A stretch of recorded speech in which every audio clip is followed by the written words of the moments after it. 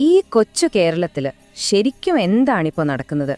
ഓരോ ദിവസം നേരം വെളുക്കുമ്പോഴും നമ്മുടെ കുഞ്ഞു മക്കളിൽ വർദ്ധിച്ചു വരുന്ന ഈ ആത്മഹത്യാ പ്രവണതകൾ കാണുമ്പോൾ സത്യത്തിൽ നെഞ്ചുരുകി നമ്മൾ ചോദിച്ചു പോകുന്നുണ്ടല്ലേ, നമ്മുടെ ഈ നാടിന് ശരിക്കും എന്തുപറ്റി?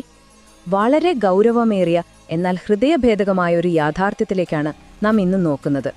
എന്താണിപ്പോഴത്തെ ഈ തലമുറയ്ക്കു പറ്റിയത്? ഒരല്പനേരം നമ്മളൊന്ന് ആലോചിച്ചു നോക്കി. പുറമേ ചിരിച്ചു കളിച്ചു നടക്കുന്ന ആ കുഞ്ഞുങ്ങളുടെ മനസ്സിലൂടെ കടന്നുപോകുന്ന വലിയ വലിയ സംഘർഷങ്ങളെക്കുറിച്ച് നമ്മൾ മുതിർന്നവർ ഇന്നും തികച്ചും അജ്ഞരാണ് എന്നതാണ് ഏറ്റവും വലിയ സത്യം. ഇതിലിപ്പോ നമ്മൾ ആരെയാ കുറ്റം പറയാ? ഇത് ആരുടെ തെറ്റാണ്?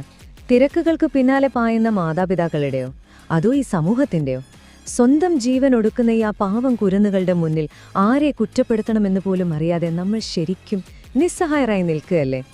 ചെറിയ പ്രശ്നങ്ങൾ, വലിയ തീരുമാനങ്ങൾ, മറികടക്കാൻ കഴിയാത്ത അവരുടെ ആ ഒരു അവസ്ഥയെക്കുറിച്ചാണ് നമ്മൾ ഇനി ചിന്തിക്കേണ്ടത്.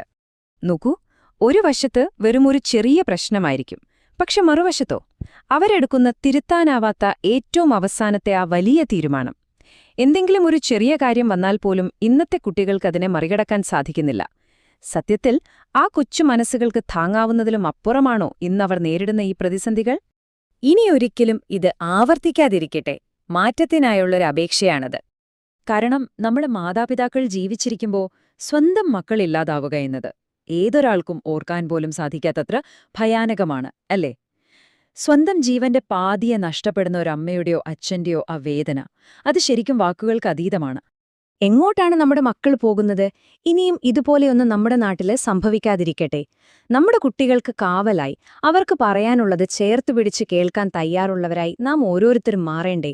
അതുകൊണ്ട് ഇന്നു മുതൽ നമ്മുടെ കുഞ്ഞുങ്ങളെ നമുക്ക് കേൾക്കാം, അവരുടെ കൂടെ നിൽക്കാം.